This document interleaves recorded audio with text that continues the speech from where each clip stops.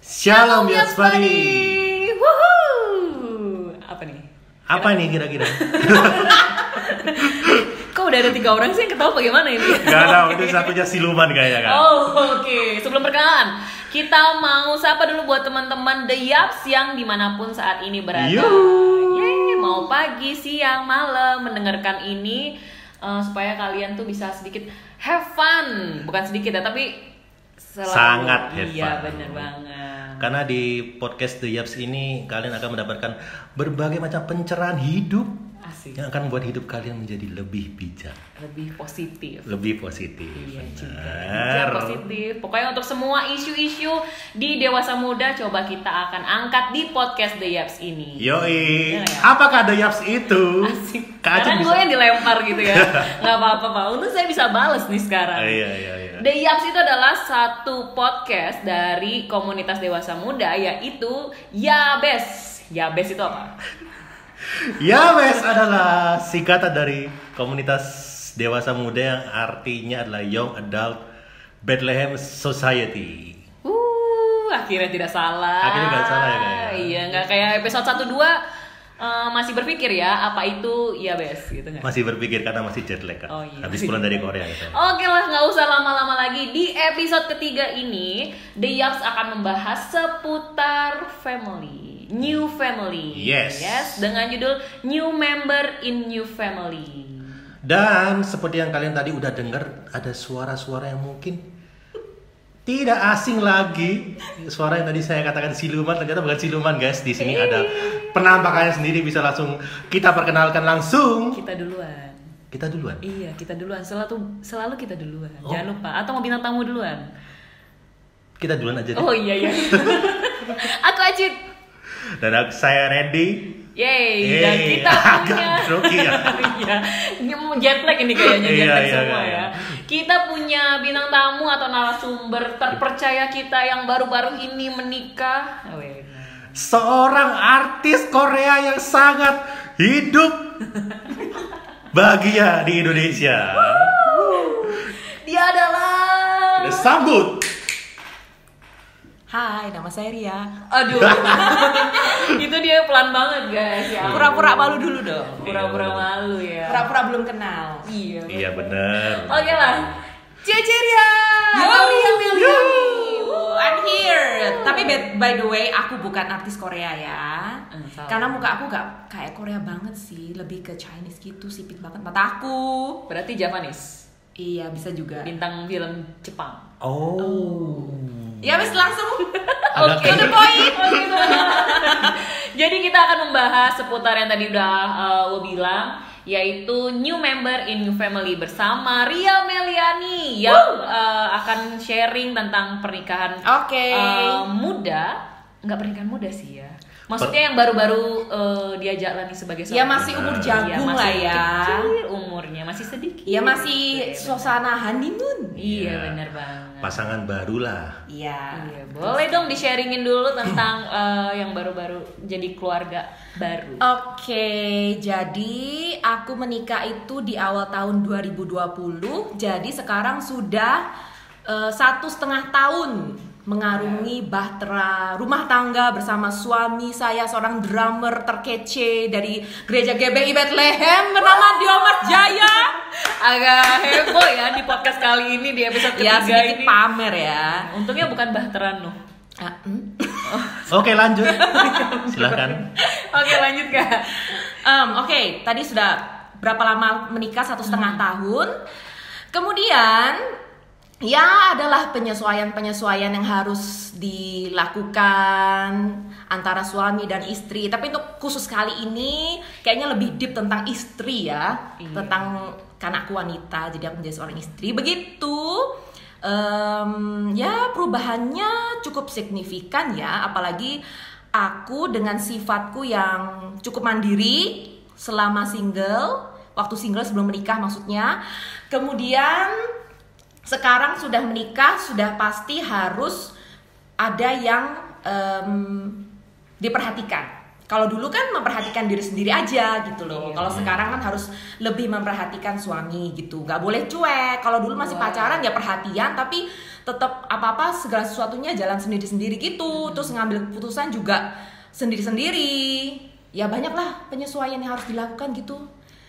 Kira-kira contoh konkretnya apa nih, Cece Ria, yang maksudnya yang begitu berubah pada waktu Dari single terus sekarang udah jadi pasangan? Oke, kalau waktu pacaran itu tadi yang aku bilang segala sesuatu bisa diambil keputusannya sendiri-sendiri. Tapi kalau sudah menikah itu harus selalu konsultasi dengan suami dan harus tunduk sama keputusan suami. Walaupun mungkin menurut aku nih sebagai seorang istri, keputusan kok kayak gak cocok ya, kok gak sesuai kayak gak sesuai dengan yang aku mau. Tapi ya kembali lagi di firman kan dikatakan seorang istri itu harus tunduk kepada suami selama nasihat atau keputusan yang diambil suami itu nggak salah dan sesuai dengan firman, ya aku harus lakukan walaupun nggak sesuai dengan kehendakku gitu. Terus juga perbedaan-perbedaan lainnya, ya kalau kebiasaan sehari-hari itu juga semacam sangat mempengaruhi sih. Dulu kalau di rumah mama kan segala sesuatu makanan disediakan mama. Betul. Kalau sekarang harus masak sendiri. Wow. Harus masak sendiri. Dan dulu waktu masih single itu males banget belajar masak karena aku kerja dari pagi sampai malam, jadi gak ada waktu untuk belajar masak. Jadi aku pikir ya udahlah seadanya aja. Dan suamiku nih sebenarnya juga suka jajan sih, suka beli makan di luar, udah suka gojek gitu ya. Tapi kan ya sebagai istri yang bijak, janganlah belanja janganlah jajan terus karena selain tidak sehat, kurang sehat ya, juga boros kan jadinya. Yes, Iya, benar. Kan gitu. pengeluarannya jadi banyak ya. Kalau masak bisa direm ya pengeluarannya. Iya, betul sekali. Gitu. Itu salah satu perubahan ya. Anda mengalami sekali Kak kayaknya? Aduh, belum dong. Soon ya kayaknya. Oh, soon. Iya, soon saya akan mengalaminya. Makanya kan ini saya belajar kan dari Iya. narsum-narsum yang akan kita undang gitu ya. Anda harus sangat belajar sama Ria ini. Kayaknya Anda ini pelaku hedonisme kayaknya. Itu saya sama kayak suaminya gitu ya. Amazing gak sih? Biar Kakak Ria aja menjawab. Oke, berarti tuh kayak salah satu hal yang paling sulit nggak sih waktu dialami di awal-awal pernikahan gitu? Karena kan kebiasaan yang hedon terus berubah jadi hemat banget, yang kayak gitu tuh jadi hal yang sulit nggak waktu awal-awal? Kalau sulit buat Jaya sih iya lumayan sulit gitu. Cuman dia juga sadar waktu kita menikah itu kan belum pandemi ya. Setelah 2 bulan mulai pandeminya masuk ke Indonesia. Nah itu sudah mulai kayak harus sadar, wah harus lebih berhemat nih, nggak boleh terusan seminggu 5 kali jajan beli-beli di luar terus gitu. Jadi harus masak. Dan oh ya, aku belum cerita ya nih, aku sampai lupa. Awal nikah itu aku belum langsung pindah ke rumahku karena rumahnya belum jadi. Jadi beberapa bulan awal itu pertama tinggal di apartemen, kemudian pindah ke rumah yang dipinjamkan. Itu masih belum ada kompor, jadi ya masih beli makanan dan atau diberikan juga sama keluargaku, dari orang tuaku atau dari orang tuanya Jaya. Cuman setelah akhirnya sudah pindah ke rumah pribadi, rumah kita berdua, ya harus masak karena sudah ada kompor gitu. Dan awal-awalnya tuh jujur aja ya, sangat menguras tenaga banget. Dan karena aku gak terbiasa untuk kayak masak, cuci baju, terus jemur gitu. Ya kadang-kadang doang gitu aku lakukan waktu single karena lebih banyak kerjanya gitu loh. Seperti wanita karir lah ya. Terus sekarang udah menikah, selain harus bekerja juga harus melakukan pekerjaan rumah tangga, bersih-bersih dan lain sebagainya gitu. Semuanya harus dilakukan sendiri. Dan itu sangat capek. Kadang-kadang pengen mengeluh banget, pengen marah kayak aduh capek banget. Nah waktu itu juga aku gak pakai asisten rumah tangga kan, dan suami ya bantu juga, cuma kan gak selalu gitu loh karena dia harus selalu kerjaan juga banyak. Terus ya saat mengeluh itu aku inget banget Bu Gembala tuh pernah bilang kalau seorang istri itu tidak boleh mengeluh dengan pekerjaan yang menjadi tanggung jawabnya. Jadi harus dilakukan dengan sukacita. Walaupun di hati rasanya kepengen protes, kepengen marah, tapi ya itu memang tugas yang harus dilakukan oleh seorang istri gitu. Jadi kalau kamu nggak mau repot kayak gitu ya nggak usah menikah gitu intinya gitu loh. Itu memang acit banget kayaknya. Ya, dengerin. kamu harus siapkan hatimu.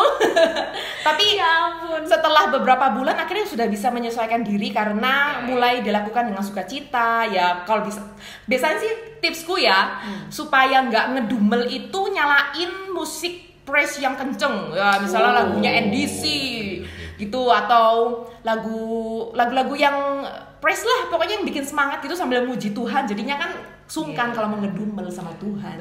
Itu salah satu kita udah bahas ya di episode pertama. Kalau buat teman-teman yang belum dengar episode pertama di jenuh, itu salah satu tipsnya buat kayak mengatasi kejenuhan kita. Benar, kalian kalau ini kan Kakak Ria ini kan lagi jenuh, mungkin sempat jenuh di keluarga barunya, mungkin cara relaksasinya dengan dengerin musik. Ya mantap lah ya. Iya. Aduh. By the way, kan ini kan udah jadi satu kan ya, maksudnya udah jadi satu, udah jadi pasangan suami istri. Kira-kira apa sih yang ada hal-hal yang dipunyai pasangan yang Kak Ria ini nggak bisa terima gitu loh?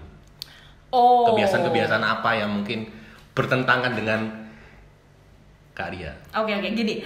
Jadi ini buat teman-teman yang masih pacaran dan juga OTW menikah.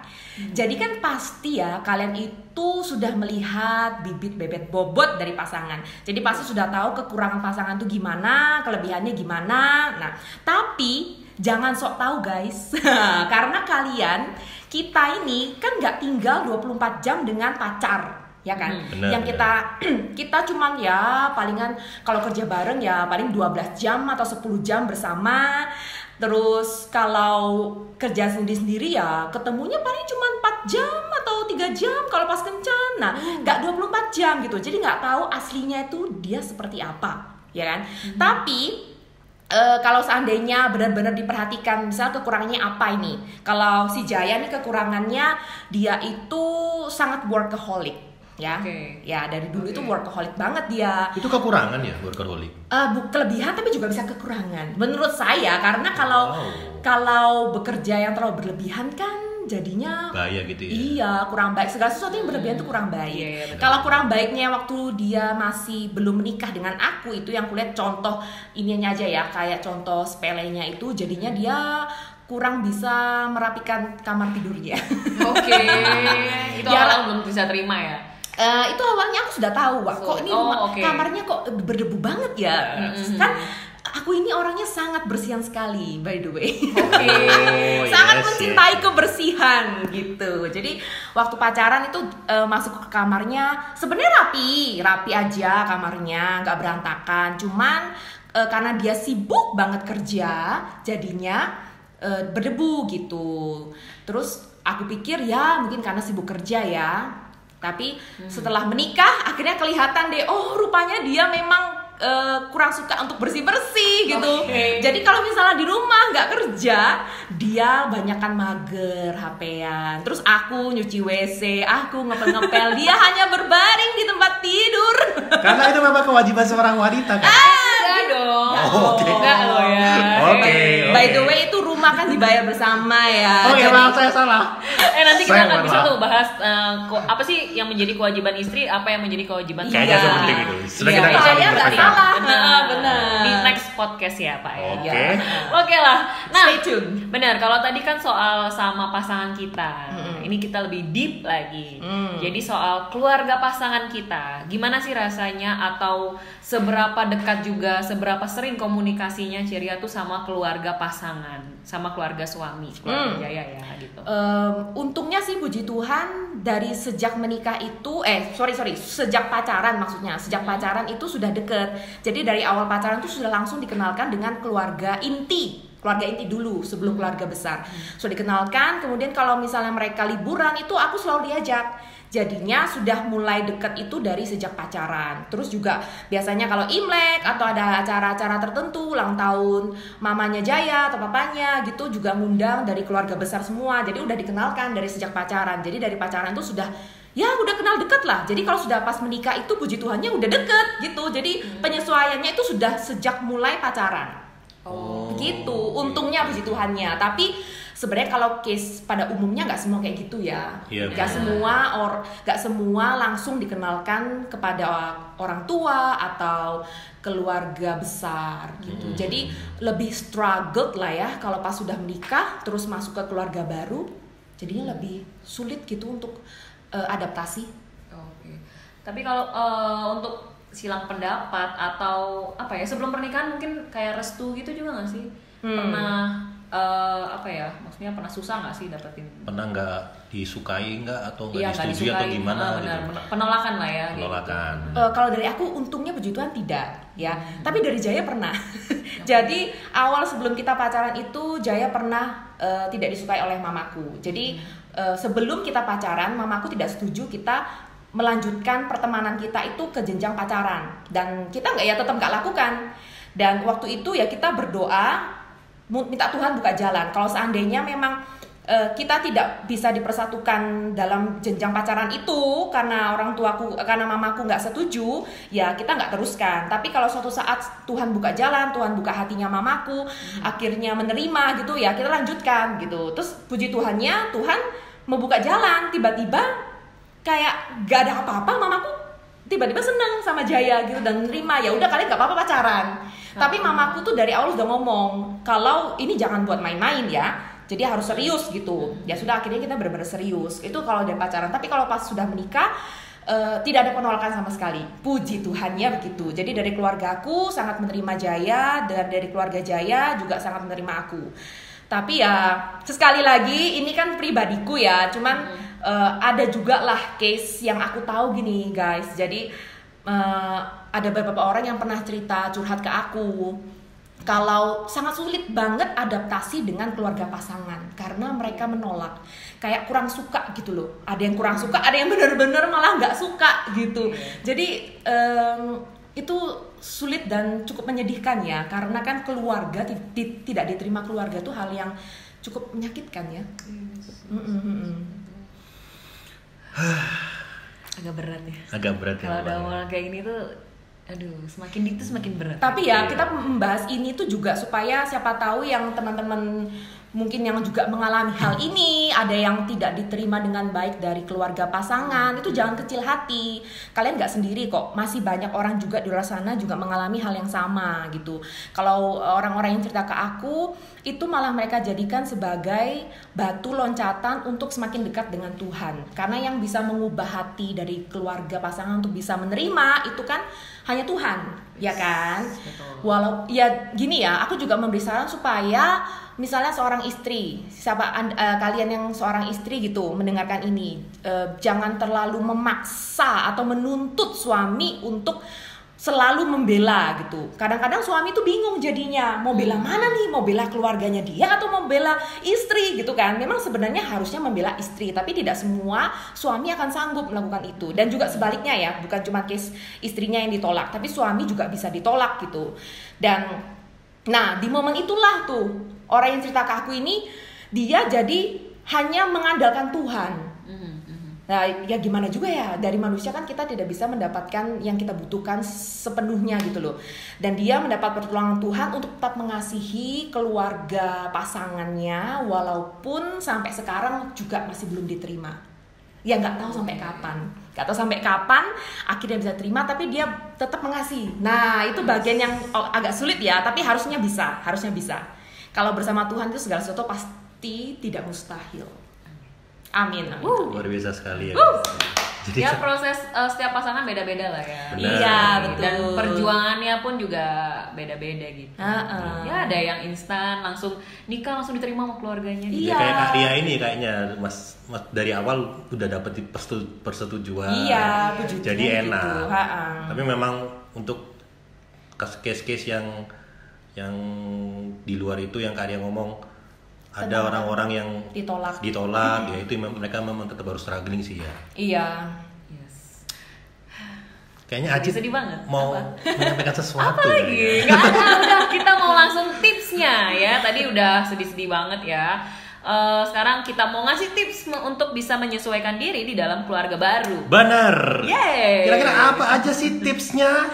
Ya itu tadi adalah yang pertama tadi andalkan Tuhan ya. Andalkan Tuhan. Benar. Karena emang Tuhan yang mampu mengubahkan segala situasi, Betul, kondisi, ya. hati setiap orang yang menolak Setuju. kita. Itu yang pertama. Yang kedua, itu kita menerima mereka dengan hati terbuka. Jadi Ya. maksudnya ya kalau kita mulai masuk ke keluarga baru, kita jadi anggota di keluarga baru, ya kita harus menerima mereka apa adanya, mulai dari karakter, mulai dari sifat, kebiasaan, ya itu ya mungkin ya. Ya. Jadi kita nggak perlu berharap mereka yang berubah, tapi kita yang menerima mereka apa adanya. Ya, betul. Itu berat itu. Mantap. banget. Ya. Fix. Yang ketiga nih juga ada nih, yaitu adalah rajin silaturahmi, bisa kan? Terus rajin komunikasi. Bener banget, itu bisa kita membuat mereka luluh lah ya. Iya. Kalau Ma apa kabar, Pa apa kabar. Iya, memang gitu orang kan. tua itu paling senang dikunjungi, diajak ngobrol gitu. Bener. Pasti paling seneng kayak Kayaknya semua orang pengen dikomunikasiin gak ya? Iya. Dikomunikasiin itu gimana maksudnya? Diajak komunikasi, benar. Apa saya jet lag Kak, ya? Iya, Diperhatikan benar. bener ya. Wah, Iya. Aduh, salah terus ya Kak. Apalagi kok Randy, satu lagi nih, kayaknya ada nih. Satu lagi tuh, kayaknya kita harus sediakan waktu, tenaga dan tulang kita untuk membantu orang lain. Tulang. I want you to the bone. Oke, lanjut. Oh iya, selalu di setiap podcast kita tuh ada nyanyian pasti. Benar, ya. udah kita Udah selesai. kayak seseorang yang baru keluar dari penjara lah ya. Nggak usah disebutin lah ya di sini. Lagi kontroversial itu. Ya. Apa sih? Oke gitu. Kalau tambahan tips dari Cherry ada nggak kira-kira dari Kakak Ria? Buat teman-teman ini harus dua bagian nih. Buat Oke, tips boleh. buat teman-teman yang mau nikah dan tips teman-teman yang sudah menikah. Teman-teman yang mau menikah, yang masih pacaran dan sudah yang menikah, banyak-banyaklah menghabiskan waktu dengan keluarga pasangan, walaupun tidak ada pasangannya. Jadi jangan tunggu pasangannya ngajak keluar bareng keluarga, ya langsung datang aja ke rumahnya, misalnya bawa kue kah buat atau masakan buatan bareng, sendiri. bisa juga masak gitu. bareng, nyanyi bareng, ngedance bareng. Iya, jadi nggak usah harus ada pasangan gitu. Jadi datang aja langsung. Itu kan niat baik gitu kan. Agak aneh kalau dengan ngedance bareng gitu ya kayaknya. Orang tua diajak ngedance bareng, Nanti ya enak, boleh sih. Nggak apa-apa kan, menari Iya, bareng, bisa kan ya. benar. Gitu salah satunya. Terus gitu. itu ada lagi. Terus kalau untuk yang sudah menikah ya, untuk yang diterima ya tetap dipertahankan, tetap berbuat baiklah dan tetap mengasihi apa adanya dengan kasih Yesus. Juga yang mungkin mengalami struggling penolakan, itu carilah Tuhan, karena kasih yang kalian butuhkan untuk kalian berikan kepada keluarga yang menolak kalian itu hanya ada dari Tuhan Yesus. Jadi jangan menyalahkan keadaan, jangan menyesal, jangan nyalahkan suami atau istri. Pokoknya jangan terpuruk lah, bangkit, karena kita tuh anak Tuhan, kita ini lebih dari pemenang. Tuhan akan memampukan kalian semua pastinya untuk bisa melakukan kehendak Tuhan, agar suatu saat nanti Tuhan akan mengadakan mujizat supaya diterima dari keluarga pasangan. Amin. Benar. Big applause buat pembicaraan kita hari ini. Luar biasa sekali ya. Dengan narsum sekali kita yang ya. begitu semangat, membara. Iya dong. Fire-nya tinggi banget. Kok fire-nya tinggi apaan sih? Apa itu? Apinya. Iya. Api semangatnya, Fire. api rohnya. Iya, api. Ya nggak usah nyanyi nggak apa-apa kan? Iya. Langsung aja. Oke lah kalau gitu teman-teman, sekian dulu untuk podcast episode 3 di The Yaps kali ini yang ngebahas soal new member in new family. Jadi kalian yang lagi masuk dalam tahap ini, belajar menerima aja, terus dengerin tips-tips yang tadi kita udah share, terus Ya. yang udah disampaikan sama Kak Ria juga, kalian bisa dengerin, kalian bisa praktekin di tempat kalian tinggal dan beradaptasi sekarang. Yep. Iya, selamat beradaptasi dengan keluarga baru teman-teman. Selamat beradaptasi. Iya, bener banget. Oke, sekian untuk podcast kita hari ini. Selalu semangat sukacita. Tetap sehat. Apa nih? Loh, ini kan Pokoknya pertama kali. setiap orang yang kita undang ke sini selalu dia kaget dengan closing ini. Iya. Lalu, jadi tidak bisa menemukan jawaban. Jadinya kagok deh. Jadi closing harus kita ulang lagi. Iya. Oke, pokoknya dari aku selalu semangat sukacita. Dan tetap sehat. Terus membara. Udah. Udah. Oke, ya sudah. God bless you guys. Bye God bye. bless you. God bless you.